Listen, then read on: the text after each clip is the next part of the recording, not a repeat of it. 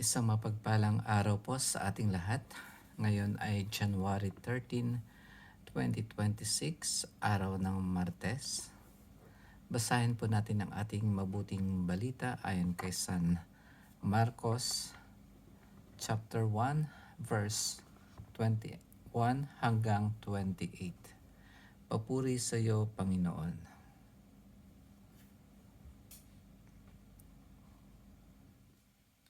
Nagpunta sila sa Capernaum.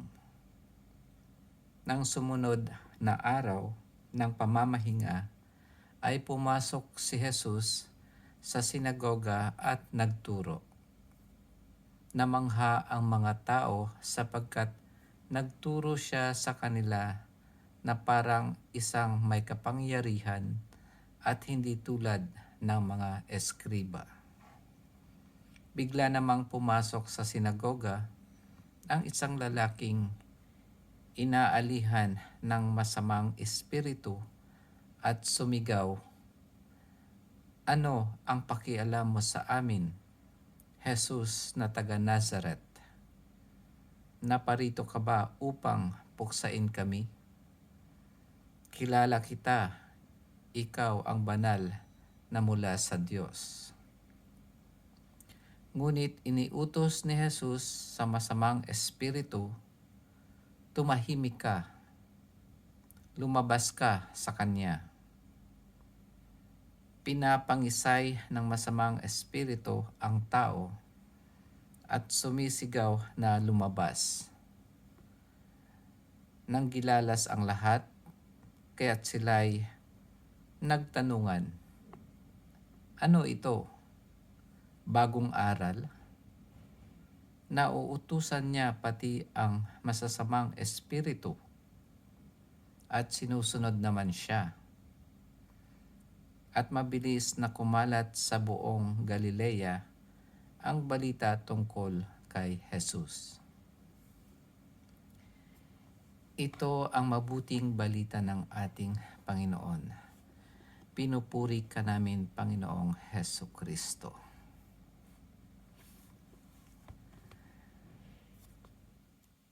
Nagpuntad ang ating Panginoon at kanyang mga alagad, kasi sinabi dito nagpunta sila sa Capernaum. Kaya ang Capernaum ay ito yung tirahan, itong lugar na kung saan nakatira ang ating Panginoon. Ito ay bandang north ng Galilee. Tapos ng sumunod na araw ng pamamahinga, ito yung tinatawag na Sabbath Day. Madalas mababasa natin sa Biblia na ang mga eskriba ay laging pinapansin ang ating Panginoon tungkol sa paglabag sa mga batas tungkol sa araw ng pamamahinga, yung Sabbath Day. At dito makikita natin na talagang sumusunod sa mga kautusan ni Moises ang ating Panginoon at hindi niya nilalabag ang araw ng pamamahinga. Kumbaga, binibigyan niya ng tamang kahulugan ang Sabbath Day. Na ang Sabbath Day is made for man or men, not the men for Sabbath Day. At dito sinasabi na namangha ang mga tao sapagkat nagturo siya sa kanila na parang may isang kapangyarihan at hindi tulad ng mga eskriba. Kasi ang mga eskriba kapag nagtuturo sa sinagoga, binabanggit nila ang pangalan nung mas marunong pa sa kanila at siguro yung pinaka teacher nila o kung sino bang nagturo sa kanila ng mga katuruan na yon, binabanggit nila. Pero ang ating Panginoon ay hindi siya nagbabanggit ng kahit kaninong pangalan kapag nagtuturo sa sinagoga. At dito din nakita natin na kahit yung masamang espiritu ay sumusunod sa ating Panginoon at merong kapangyarihan ang ating Panginoon na paalisin doon sa sinasapian ng masamang espiritu. Sabi nga niya, tumahimik ka at lumabas ka sa kanya. Ang ibang mga exorcist noon ay gumagamit din ng mga kung sino-sinong pangalan para mapalayas ang demonyo o masasamang espiritu. Pero ang ating Panginoon ay hindi na niya kailangan gumamit pa ng kung kani-kanino pang pangalan, sapagkat siya mismo ay mayroong authority na paalisin sila. At dito sinabi naman,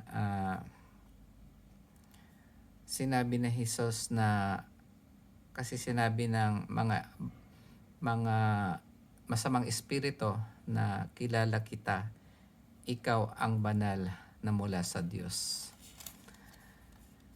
Alam naman natin na ang demonyo o kaya si Satan is father of all lies. Kaya ang Panginoong Jesus ayaw niya na manggaling sa mga masasamang espiritu ang patotoo tungkol sa kanya. Kahit iyon man ay totoo, pero pinatahimik ito ng Panginoon. At ganon din naman tayo kapag sa mga masasamang espiritu ay huwag tayong kumuha ng mga kaalaman doon sa kanila, kasi hindi natin alam kung ano ang motibo nila. Kasi ang mga kampon ng masasamang espiritu ay walang ibang ninanais kundi yung kapahamakan natin. Minsan nga iniisip ko na bakit kaya sumusunod ang masamang espiritu sa ating Panginoon, samantalang lahat ng creation ng Diyos ay binigyan niya ng free will. O meron tayong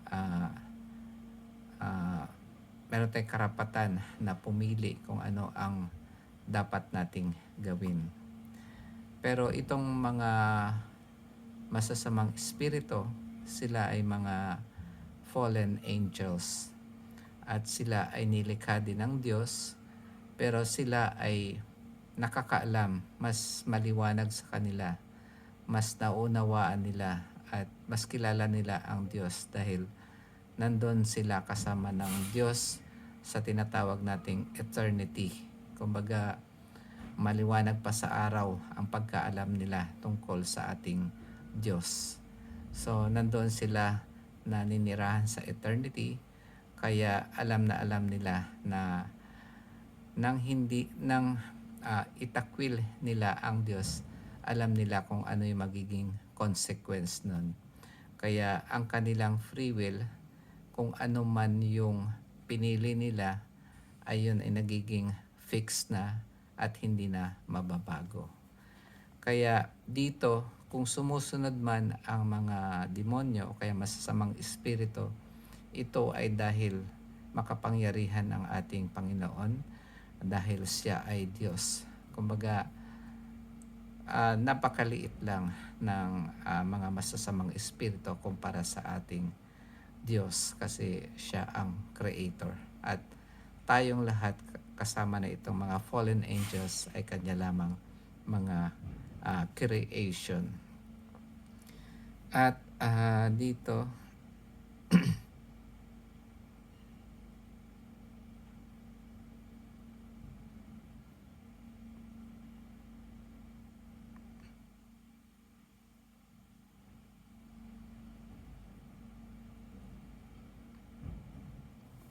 ayun, so tayo namang nandito sa lupa, ang ating pagkaalam sa Panginoon ay hindi ganon ka perfect o kaya full, hindi ganon ka kompleto yung ating pagkaunawa tungkol sa ating Panginoon at sa ating Diyos. Kaya ang ating free will ay pwede nating baguhin o naintindihan ng ating Diyos na tayo ay nagdesisyon doon sa mga bagay na yon dahil limitado yung ating pagkaunawa. At alam din natin na ang mga Espiritu Santo ay mga masasamang espiritu ay hindi nakakaalam ng mission o God's plan para sa atin. Kaya nakikilala man nila kung sino ang ating Panginoong Jesucristo, pero hindi nila alam kung ano yung plano ng Diyos para sa Kanya. Kasi kung alam ng mga masasamang espiritu kung ano ang plano ng Diyos, malamang ay pinigilan na nila ang pagkapako sa Kanya sa krus. So dito po sa ating mabuting balita ay siguro maganda nating pagnilayan ang ating Panginoon ay makapangyarihan, meron siyang authority, siya ay powerful at sinusunod niya ang mga kautusan at mas lalo pa niyang pinag-igting ito. At maganda ring pagnilayan natin na yung makinig sa mga turo ng ating Panginoon, ang pagiging magkaroon tayo ng quiet time or prayer time para pakinggan ang Panginoon. So yun lamang po mga kapatid. Maraming salamat sa pakikinig at sana ay mayroon kayo napulot sa aking binahagi. Magkita-kita po tayo muli bukas. Pagpalain po tayo lagi ng Panginoon. Amen.